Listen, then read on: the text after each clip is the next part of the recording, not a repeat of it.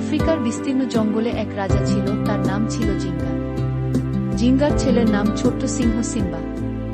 Simba দিন দিন বড় হচ্ছিল। সে ছিল চঞ্চল, কৌতূহলী আর স্বপ্নবাজ। তার ইচ্ছে ছিল একদিন সে বাবার মতো মহান রাজা হবে। কিন্তু সিম্বা জানত না, রাজা হওয়া মানে শুধু মজা আর গর্ব নয়, এর পেছনে লুকিয়ে থাকে অনেক দায়িত্ব আর ত্যাগ। একদিন সিম্বা তার সেরা বন্ধু নালাকে নিয়ে রাজ্যের সীমান্তের বাইরে চলে গেল। ওখানে ছিল এক নিষিদ্ধ স্থান, পুরনো এক হাতির কঙ্কালের উপত্যকা। ভয়ঙ্কর হাজেনারা সেখানে ঘাঁটি গেড়েছিল। সিম্বা জানত বাবা নিষেধ করেছেন, তবুও সে গিয়ে ফেলল, কারণ সে প্রমাণ করতে চেয়েছিল সে ভীতু নয়। হঠাৎ হাজেনারা ওদের ঘিরে ফেলল।